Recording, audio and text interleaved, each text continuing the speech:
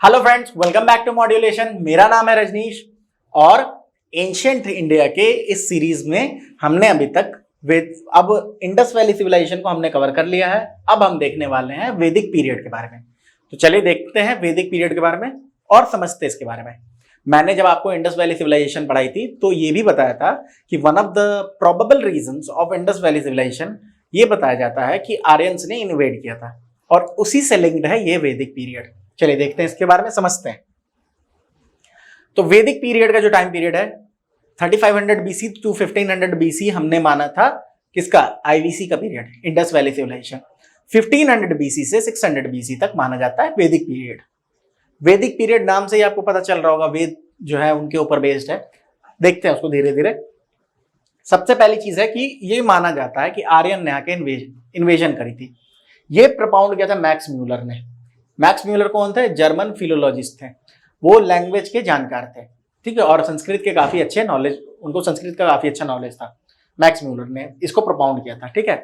और ये बोलते हैं कि टेम्परेट ग्रासलैंड जो यूरेशिया के थे, यूरोप और एशिया का जो रीजन है, वहां से आए थे ये आर्यंस, ठीक है। आर्यंस यूरोप से आए, सेंट्रल एशिया में, ईरान में आए और उसके बाद पंजाब और सिंध में आए, ठीक है। ये इनका कहना था, ठीक है। ये 1500 बीसी के अराउंड ये मूव कर गए इंडिया में, पंजाब और सिंध के इलाके में, और यहां से स्टार्ट होता है वैदिक पीरियड, ठीक है। With the advent of Aryans begins the history of the वैदिक पीरियड। लेकिन यहां पे प्रॉब्लम क्या है कि ऐसा माना जाता है, और ये सच्चाई है, कि मैक्स म्यूलर कभी इंडिया आए ही नहीं। Max Muller did not ever visit India. उन्होंने वहां जर्मनी में बैठ के ये थियोरी प्रपाउंड कर दी, और ये एक बहुत बड़ा जो है ना, एक क्या बोले उसको, एक थियरी ये ऐसी है जिसने बहुत सारी जो है ना चीजें बो दी इंडिया में।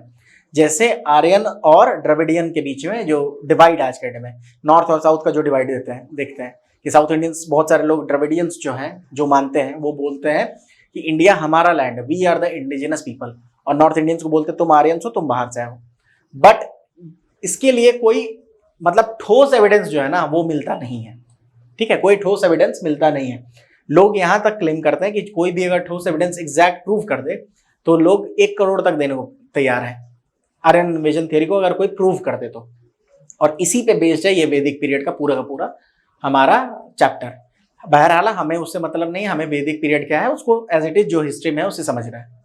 एक और चीज आपको बता दूं कि मैक्स म्यूलर जो है ना, इन्होंने वेद के जो ट्रांसलेशन है वो किए थे इंग्लिश वगैरह में। और ऐसा बोला जाता है कि इन्होंने जानबूझ के फॉल्टी ट्रांसलेशन की थी, ताकि लोग जो है ना, क्या है ना कि कभी भी किसी भी सिविलाइजेशन को जो कि इतना ग्रेट हो, उसको कैप्चर करने के लिए उसके इंटेलेक्ट पे जो है ना, उसका जो एजुकेशन सिस्टम है, जो इंटेलेक्ट है, उस पे जो है ना वार किया जाता है, जो लॉर्ड मकॉले ने किया था। आप जब मॉडर्न हिस्ट्री पढ़ोगे तो उसमें आप पढ़ोगे मकॉलेज मिनट के बारे में, कि मकॉले ने क्या करा कि इंडिया में एजुकेशन इंग्लिश में इम्पार्ट करी, और उसके जो रिपरकशंस है, जो इफेक्ट है, वो हम आज तक देखते हैं। आप जापान में जाओगे तो जापानीज में पढ़ाई होती है, चाइना में जाओगे चाइनीज में पढ़ाई होती है। यहाँ इंडिया में जो मेन सोर्स ऑफ जो पढ़ाई है ना, वो क्या है, वो हमारे जो भी है वो इंग्लिश है। इंग्लिश को एज अ लैंग्वेज नहीं, एज मतलब कि as a tool of intellect use किया जाता है उसको, जबकि ऐसी कोई बात है नहीं, ठीक है। इंग्लिश को कोई ऐसा नहीं है कि वो बहुत ज्यादा इंटेलेक्चुअल कोई चीज है, ठीक है। तो फिर भी ये इन्होंने भी वही किया मैक्स म्यूलर ने। साथ में एक किताब और भी लिखी, ठीक है, what India can teach us. बहुत छोटी किताब है, और इनका ये बेसिक प्रीमाइस ये है उस किताब का कि there has never been any single idea in the world that has not originated in India. ये भी इनका ही आइडिया है, but at the same time देखो दोनों चीजें इन्होंने करी थी। और ये जो सच में इस थियरी ने, आर्यन इन्वेजन थियरी ने, मतलब इतना बड़ा एक बीज बोया है ना डिवाइड का, कि वो आज तक हम उसके रेपरकशंस, जो रिजल्ट्स हैं, वो देखते हैं, ठीक है। बहरहाल हम वैदिक पीरियड पे थोड़ा फोकस करते हैं। तो वैदिक पीरियड को डिवाइड किया जाता है 2 पार्ट में। एक है ऋग्वैदिक पीरियड 1500 से 1000 बीसी तक। दूसरा है लेटर वैदिक पीरियड जो कि है 1000 बीसी टू 600 बीसी, ठीक है। 4 वेद है, ऋग्वेद, सामवेद, अथर्ववेद, यजुर्वेद। चारों वेद का नाम याद रखना है। तो ऋग्वैदिक पीरियड हमारा चला 1500 बीसी से 1000 बीसी। पहला वेद जो है वो कौन सा है? ऋग्वेद। और फिर बाद में ये सब आए थे, सामवेद, अथर्ववेद, यजुर्वेद, 1000 बीसी से 600 बीसी। देखिए इंडियन हिंदू मिथोलॉजी में, हिंदू कल्चर में माना जाता है, इंडियन कल्चर में ये माना जाता है कि श्रुति के बारे में जो कहानियां हैं, एक चीज होती है जिसे हम श्रुति बोलते हैं, ठीक है। श्रुति और स्मृति। श्रुति क्या है? जो डिवाइन रेवलेशन है, जो भगवान ने जो चीज दी है और लोगों ने सुना है। ऋग्वेदिक पीरियड के बारे में हम तो कहते हैं कि ये इसको 1500 बीसी के अराउंड स्टार्ट हुआ, मतलब ऋग्वेद जो है वहां पे आया, बट ऐसा नहीं है, ये काफी पुराना है। रीजन इसका ये है कि हमारे यहाँ पहले ना लिखित कल्चर नहीं था, बाद में इसको कंपाइल किया गया इस समय। लेकिन क्या होता था कि बहुत सारे जो सेजेस थे ना, उनकी जो इंटेलेक्ट थी वो पास ऑन करते थे, ट्रांसफर करते थे मौखिक रूप से, बोल बोल के। जब आप महाभारत भी पढ़ोगे तो युधिष्ठिर के बारे में या किसी के बारे में पढ़ोगे तो वहाँ लिखित पढ़ाई नहीं होती थी, मौखिक पढ़ाई होती थी, क्योंकि तभी इंटेलेक्ट ऐसी थी कि लोगों को वो ग्रहण कर लेते थे, चीजों को समझ लेते थे, ठीक है। तो वो वहाँ उस समय हमारे मौखिक परंपरा चलती थी। और वेद को श्रुति माना जाता है कि ये भगवान ने कुछ ग्रेट लोगों को जो है, मतलब एक तरह से डिवाइन रेवलेशन है जो कि लोगों ने धीरे धीरे बढ़ाया था इसको। स्मृति जो है वो ऑर्डिनरी लोगों के बारे में है, कि जो सेजे, ऑर्डिनरी भी इतने ऑर्डिनरी नहीं, हम और आप नहीं, जिन्होंने बहुत सारी चीजों को कलमबद्ध किया, लिखा जिनको, वो आता है स्मृति के अंदर, जिसमें उपनिषद, पुराण, ये सब आता है, ठीक है। तो ये श्रुति है। वेद जो है, चारों वेद श्रुति है। अब देखिए main source of information Rigvedic period के बारे में कहां से आता है, तो ये है Rigveda. Rigveda is the main source of information about this period. Rigveda में 10 मंडल है और 1028 हिम है। याद रखेंगे, ये सारी चीजें बहुत इंपॉर्टेंट है आपके ऑब्जेक्टिव क्वेश्चंस के लिए। तो main source of information Rigveda हो गया 1500 टू 1000 बीसी। और ऋग्वेद में 10 मंडल है, मतलब आप एक तरह से 10 मंडल करेंगे, मतलब आप समझो डिवीजन, 10 चैप्टर समझ लो, आप इस तरह समझो। और 1028 हिम्स है, ठीक है। हिम्स मतलब क्या होता है? वो लॉर्ड के प्रेज में ये चीजें जो गाई जाती है ना, स्तुति वगैरह जो की जाती है, उसको हिम्स बोलते हैं। मंत्र की तरह आप मान सकते हो। तीसरा मंडल बहुत इंपॉर्टेंट है, क्योंकि उसमें गायत्री मंत्र है। जो गायत्री मंत्र है ना, जो हम गाते हैं, ओम भूर्भुवः स्वः ओम तत्सवितुर्वरेण्यम ओम भूर्भुवः स्वः ओम तत्सवितुर्वरेण्यम ओम भर्गो देवस्य धीमहि ओम धियो यो न प्रचोदयात्। तो ये जो मंत्र है ना, ये 3rd मंडल में है, ठीक है। 3rd मंडल में मिलता है ये। और ये जो मंत्र है, क्या बोला जाता है ना, हमारे फिलॉसफी भी जब आप पढ़ोगे ना, तो इंडियन फिलॉसफी, वेस्टर्न फिलॉसफी, बहुत अंतर है। यहाँ पे कंपोज्ड वर्ड लिखा हुआ है, बट ये कंपोज्ड होना नहीं चाहिए एक्चुअली, क्योंकि मंत्र के बारे में क्या कहा जाता है हमारे कल्चर में, कि मंत्र जो होते हैं ना, वो एक्चुअली एक तरह के कुछ चीजें हैं, कुछ फिनोमिना है वर्ल्ड में, जो कि उसके फॉर्म्स है, वो शॉर्ट फॉर्म में वो चीज है मंत्र, ठीक है। ये नेचर में है और इसको लोग कंपोज नहीं करते हैं, इसको मंत्र दृष्टा बोलते हैं। जो सेजेस थे वो दृष्टा थे, वो इनको देखते थे, डिस्कवर करते थे। तो इसको डिस्कवरर कौन थे इसके? तो विश्वामित्र। ये 3rd मंडल में मिलता है गायत्री मंत्र। मंडल 2 से 8 तक, 2 से 8 तक जब जाओगे 7 मंडल होते हैं इंक्लूडिंग 2। इनको सप्तऋषि मंडल कहा जाता है, क्योंकि these are composed by the 7 great sages. हमारे जो 7 ग्रेट सेजेस है ना, जो हम देखते हैं कॉन्स्टिलेशन देखते हैं ना, जो सप्तऋषि जो हमारा कॉन्स्टिलेशन भी है, तो वही 7 ऋषियों के बारे में उन्होंने इसको कंपोज किया था, ऐसा माना जाता है। तो सीधी सी बात है, वेद किसने, कोई एक इंसान ने नहीं लिखा, बहुत सारे ऋषि थे जिनकी इंटेलेक्चुअल प्रावेस हमारे वेद में कंपाइंड है। तो ये है 2 से 8 तक, इसको सप्तऋषि मंडल कहा जाता है। चलिए, लेटर वैदिक पीरियड के सोर्स ऑफ इंफॉर्मेशन क्या है? सोर्स ऑफ इंफॉर्मेशन यही है, सामवेद, यजुर्वेद, अथर्ववेद। मेनली कहा जाता है कि आर्कोलॉजिकल एविडेंसेस उतने मिलते नहीं हैं। ये माना जाता है कि क्योंकि उस समय हो सकता है वुड पे कार्विंग वगैरह करके लोग यूज करते हो, वुड गल गया होगा, खराब हो गया होगा, खत्म हो गया होगा, इसीलिए हमारे पास आर्कियोलॉजिकल एविडेंस बहुत ज्यादा इस पीरियड के बारे में नहीं है, ऐसा माना जाता है। मेनली सोर्स ऑफ इंफॉर्मेशन हम कहां से लेते हैं? जो हमारे पास बुक्स हैं।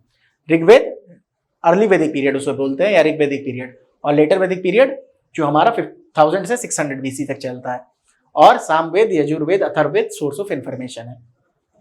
अदर सोर्सेस क्या है? अदर सोर्सेस थोड़ा देख लें। अदर सोर्सेस से क्वेश्चन बन सकते हैं। तो कुछ बुक्स होते हैं जिनको हम ब्राह्मणास कहते हैं, ब्राह्मण्स कहते हैं, ठीक है। ब्राह्मण किसको कहते हैं?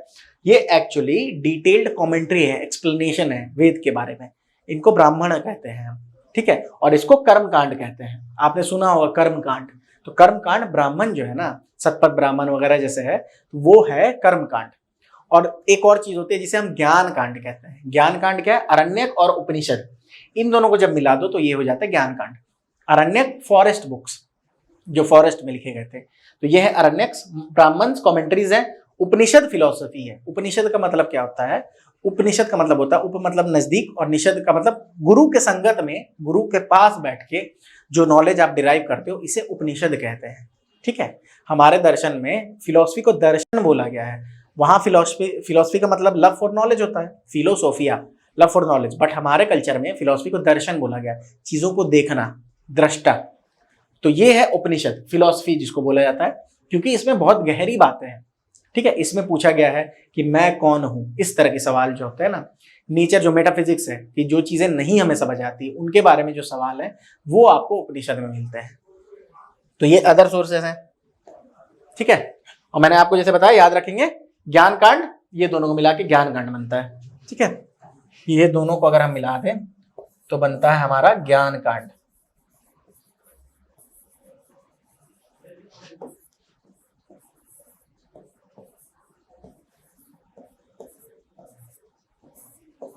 ठीक है, ये है ज्ञान कांड। कुछ और इंफॉर्मेशन याद कर लें। लेटर वैदिक पीरियड में सत्यमेव जयते जो है ना हमारा, आप सुनते होंगे सत्यमेव जयते, बहुत जगह आप सुने होगा आपने। यह मुंडक उपनिषद से है, हमारा एक उपनिषद है जो कि मुंडक उपनिषद है। उसमें ये फ्रेज है सत्यमेव जयते। वसुधैव कुटुंबकम, ये भी आपने सुना होगा। G20 का जो है, बहुत बड़ा G20 में ये मतलब कि एक तरह से सिंबल यूज किया गया था, वसुधैव कुटुंबकम। इसका ओरिजिन है महाउपनिषद में, ये महाउपनिषद में है। और मैंने जैसे बताया, अरण्यक और उपनिषद मिला के ज्ञान कांड कहे जाते हैं। तो ये दोनों याद रखेंगे, सत्यमेव जयते और वसुधैव कुटुंबकम। सत्यमेव जयते कहां से आया? ये आया है मुंडक उपनिषद से। वसुधैव कुटुंबकम कहां से आया? महाउपनिषद से।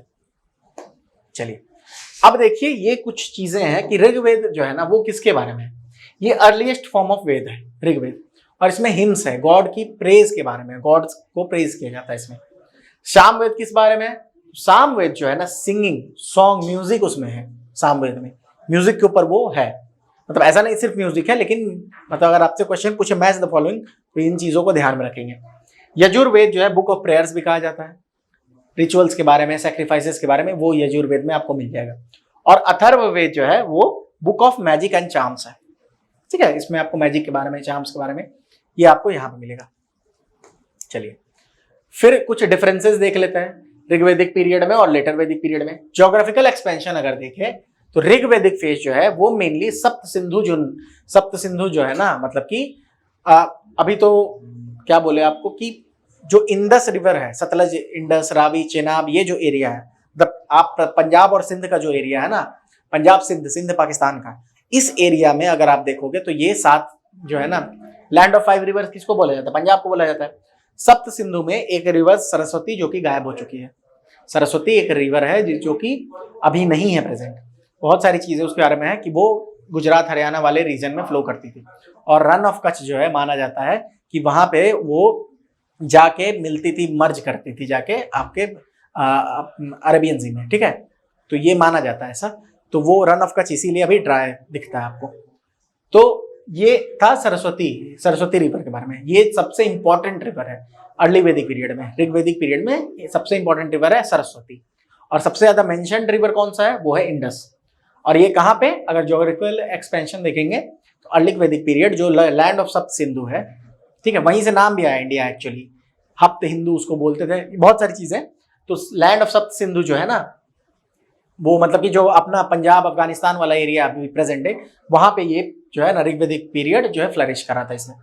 लेटर वैदिक पीरियड मेनली गैंजेटिक प्लेन्स जो है, यमुना वगैरह, यमुना और गंगा का जो रीजन है ना, आप जैसे आ जाओगे इधर की तरफ, अब ईस्ट की तरफ आ जाओ थोड़ा सा, ठीक है, दिल्ली से ईस्ट की तरफ आ जाओ, मेरठ वाला इलाका जो है, नेपाल के नीचे वाला, यूपी वाला इलाका, इस जगह पे लेटर वैदिक पीरियड को देखा गया था। फ्लरिश यहाँ करा था इसने, ठीक है, गैंजेटिक प्लेन्स में। और यहाँ गंगा इंपॉर्टेंट थी, वहां सरस्वती, यहाँ गंगा। सरस्वती आज के डेट में नहीं है, गायब हो चुकी है वो नदी, उसको मिथिकल रिवर भी कहा जाता है। ऋग्वेदिक पीरियड में वर्ण सिस्टम पूरा डेवलप अभी नहीं हो पाया था, फुल्ली डेवलप नहीं हो पाया था। लेकिन यहाँ पे 4 फोल्ड वर्ण जो है ना, मतलब यहाँ मेनली माना जाता था प्रोफेशन के ऊपर चीजों को।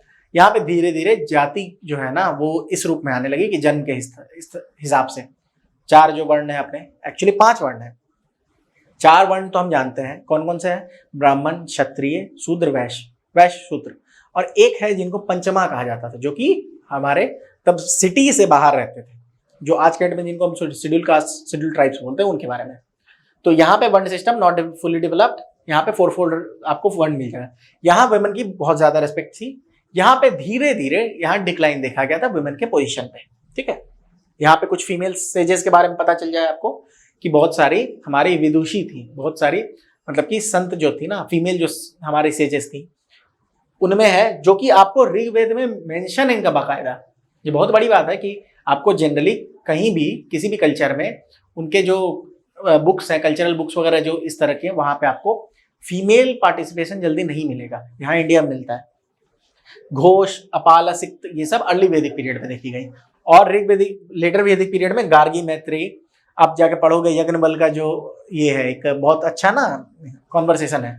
कुछ कुछ कॉन्वर्सेशन बहुत फेमस है इंडिया में, जैसे अगर मैं बताऊं आपको यज्ञवल्क्य का, ठीक है, फिर आप दूसरा मंडन मिश्रा का और आदिगुरु शंकराचार्य का, और अगर मैं एक जोड़ना चाहूँ इसमें तो आप इसके बारे में बोल सकते हो, कालिदास के बारे में बोल सकते हो। कालिदास का भी जो कॉन्वर्सेशन है बहुत इंपॉर्टेंट है इंडियन कॉन्टेक्स्ट में। ठीक है, तो यहाँ पे ये स्टेजेस थी, गार्गी, मैत्रेयी, वहां याद कर लेंगे, घोष, अपाला, सिक्त, ये इंपॉर्टेंट है, याद कर लोगे, इसको ध्यान से रखोगे।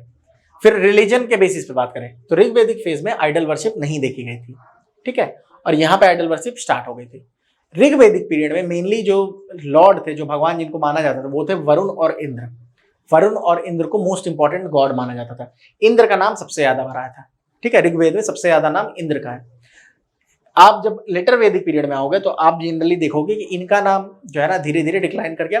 आदि पुरुष जो है ना उनका नाम आने लगा। आदि पुरुष का नाम जो है वो धीरे धीरे रुद्र की तरफ बढ़ने लगे, और हम ब्रह्मा, विष्णु, महेश जो है ट्रिनिटी में जो उनको एक्सप्लोर कर चुके थे यहाँ पे लेटर वैदिक पीरियड में। ठीक है, चलिए अब हम, ये हमारा वैदिक पीरियड था एक्चुअली।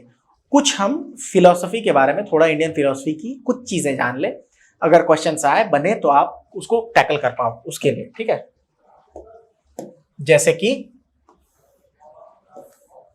देखिए इंडिया में क्या है ना कि दे रखा है इसने, हाँ, इंडियन फिलॉसफी में दो तरह के स्कूल्स हैं। दो तरह के स्कूल्स कहने का मतलब दो तरह की विचारधारा है इंडियन फिलॉसफी में। इंडिया भारतीय दर्शन में दो तरह की विचारधारा है। एक को थीस्टिक बोलते हैं, एक को एथीस्टिक बोलते हैं। ठीक है, एक को थीस्टिक, एक को एथीस्टिक। थीस्टिक का मतलब जनरल टर्म में हम क्या समझते हैं, जो भगवान को मानता हो, और एथीस्ट उसको मानते हैं जो भगवान को नहीं मानता हो। बट फिलॉसफी में ये ऐसा नहीं है। थीस्टिक का मतलब है जो लोग वेद की सुप्रीमेसी को मानते हो, वेद को मानते हो, उन्हें थीस्टिक फिलॉसफी बोला जाता है, और जो वेद को नहीं मानते हैं उनको एथीस्टिक बोला जाता है। इंडिया में 6 स्कूल ऐसे हैं, इन टोटल 9 स्कूल देखे जाते हैं इंडिया में, इसमें से 6 स्कूल ऐसे हैं जो कि थीस्टिक स्कूल के अंदर आते हैं, जो वेद को मानते हैं। हालांकि ऐसा नहीं है कि एग्जैक्टली वो वही चीज बोल रहे हैं, लेकिन वो वेद को मानते हैं एज सोर्स ऑफ नॉलेज।